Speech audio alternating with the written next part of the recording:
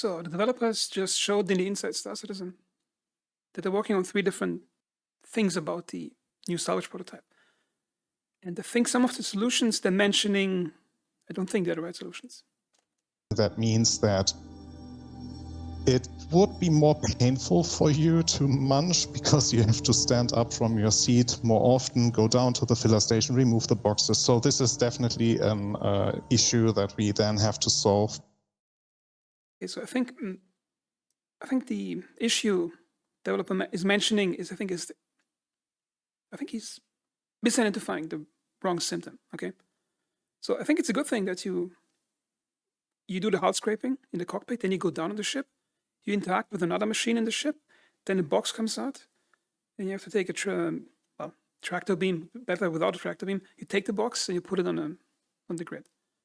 That's a good thing because you get emotionally invested into that box because you put effort into producing it. Well, the problem is it's the sequencing. Okay, so you have about 48 seconds of HUD scraping with the default setup on the vulture. Then you have to go down. If you're really fast, the whole loop of getting down, doing all the things, going back up takes 30 seconds. So you have like almost a 1-to-1 ratio of something that's fun, something that's a chore. Okay. Now, how about fixing it by just extending the amount of time you spend HUD scraping? Let's say either the box can fit 10 times more scrape material, so you spend 10 times longer, so you spend 10 minutes just filling one box to scrape, or the beams are working 10 times slower, so again, it takes 10 times longer to fill the box, but you get less material in it. And then, of course, some people might say, what about the payout and the material worth?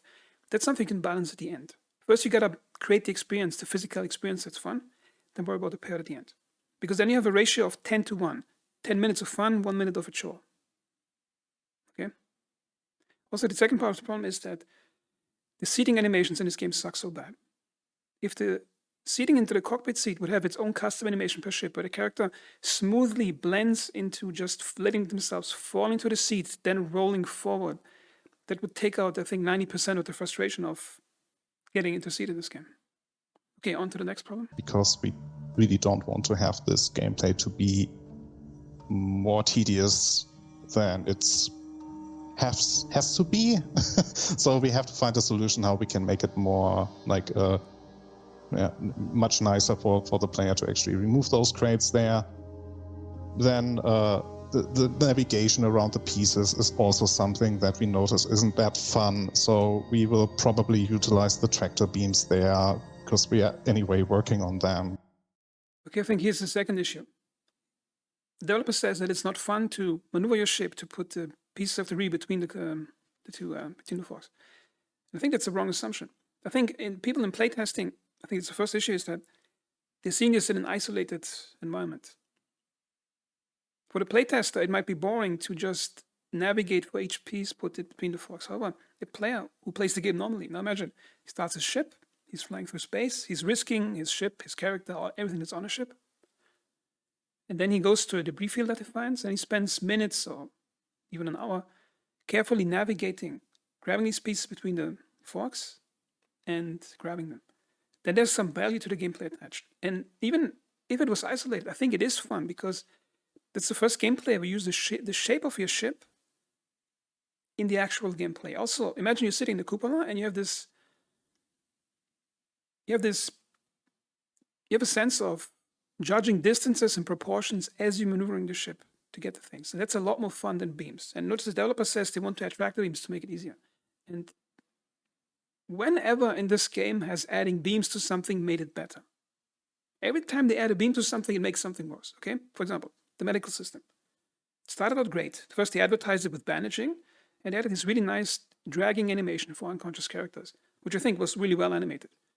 However, then they add the medical beam, which means you never have to do that because if the player needs reviving, you can just walk up to 4 or 5 meters, shoot the beam at him. And even shooting the beam was dumbed down to a point where you can just press autos, even you don't have to think what you're doing at that point.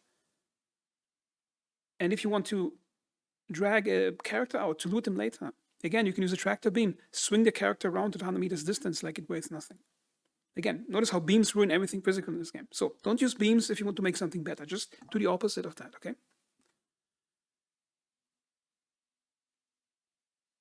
And yeah, there's a great potential for physical gameplay by just using the ship like this. That looks a lot of fun to me. Okay, off to the next problem. But maybe that makes it much easier for players instead of flying around and getting the pieces between the fork of the vulture and then having it disintegrate, but instead you pulling the pieces in with a tractor beam. The fork of the vulture is very limiting in terms of what pieces will fit, so this is also something we learned. And a big thing is, which already is standing out, is how can we make it fun and unique for the reclaimer. So we just were looking in the prototype at the vulture, and the big question that our team was asking. Okay, now here's the third thing. How to make it fun for the reclaimer? It's simply make it physical. If something's fun, if something is physical, it will be fun, because my theory is anything physical, physics drags the fun behind it. That's true in virtually every game that has a highly physicalized component of gameplay. That's usually the most fun thing in the game you can do. Okay, you can test this theory yourself. Go to your favorite games, identify the most physical things that work without having to click through a UI, without having to use beams. And my guess is you will come to a similar conclusion. Okay, now with the reclaimer, what they should do, what they already have done here in the animation, for example, it probably can retract and extend this arm in one direction like this. They probably have, they have a rotating joint up here on one axis, and they have the claw going up and down on one axis, like a forklift. Now imagine you would add a ball socket joint here, keep that rotating joint, keep the forklift like that, and then add forward kinematics to control it. Not inverse kinematics, forward kinematics. Okay, so if you don't know what the difference is, inverse kinematics, imagine you're reaching for a bottle of water on a table or a glass of water. Now, in your mind, you probably think you just reach for it, you're target driven, okay? You just reach for it and you get it. That's inverse kinematics. So in an animation program, you could probably grab the character's hand, drag it around, and the program would automatically solve how the shoulder, elbow, wrist, finger joints have to be rotated to get to that point. However, in real life, your brain does it actually backwards. It first controls the shoulder, elbow, wrist, and fingers. But to you, it feels the opposite because it comes so natural, because the brain can do it. Okay, so make this whole physical like a forklift control. And then again, you have the same gameplay like with the vulture. You're sitting in a cupola. You have to use your sense of spatial awareness and the proportions of the things in front of you to basically coordinate your grabbing arm to get the thing. Like one of these glass boxes you got in certain department stores where you basically throw in a coin, you can use like the little crane to grab like a plush toy. And that's a physical activity, and that's fun. So avoid any beams, just allow the player to control the thing like a forklift. And to reinforce the point, I'm now going to switch to an example game. And if you know my posts on Spectrum, you probably know what's coming now.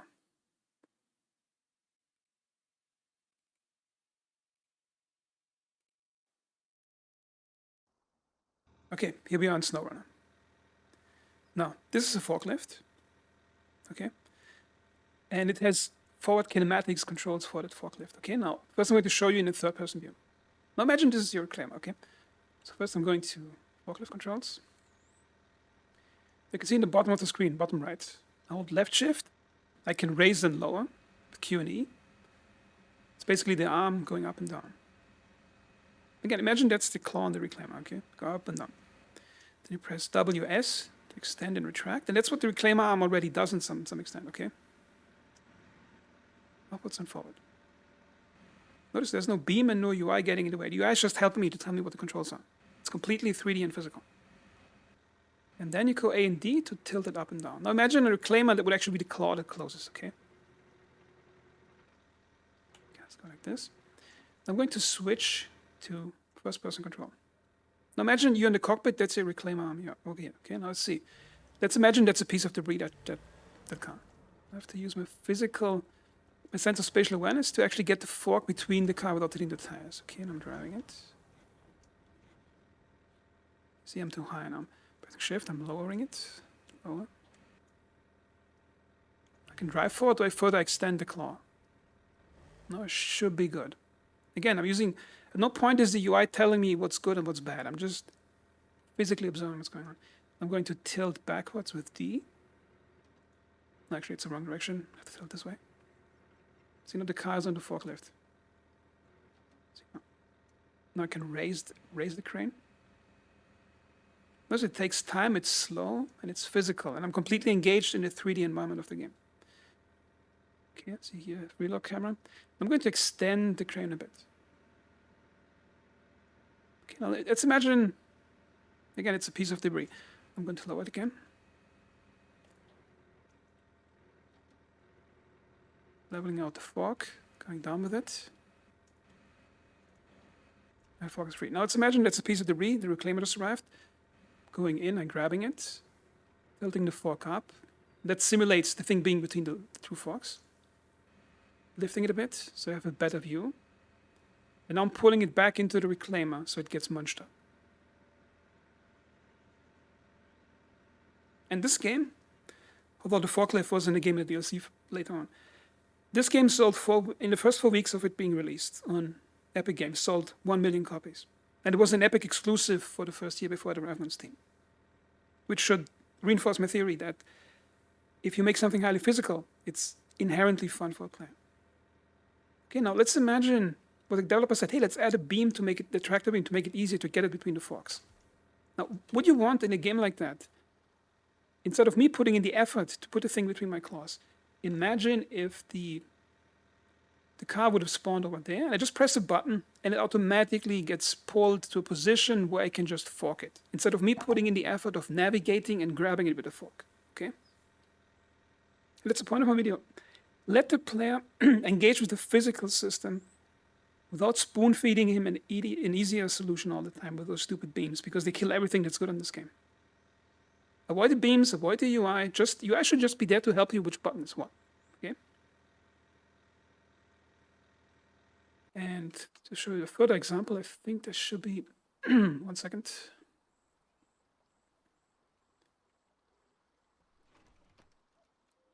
Okay, again, this game also has logging trucks. Okay, now we have, where's the crane on that thing? Oh wait, I have to start the engine first. I'll go to crane mode. And again, it's similar to the, come on, stupid camera. Again, you have, now the controls are a bit different. I just wanted to show the claw how it works. Now in this game, if you find a log on the ground, you can grab it with a claw. So you move the crane.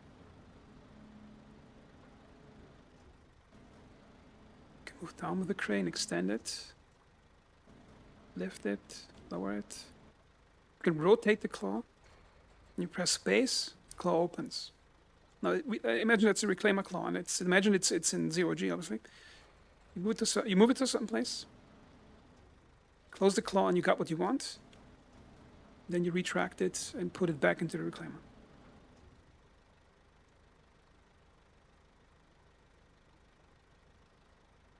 Yeah, I think that would make for much more engaging gameplay than putting a tractor beam in front of everything.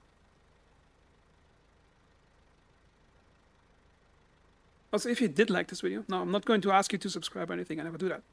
However, if you like this video and you want certain people to see the idea behind it, feel free to post it on various Star Citizen channels.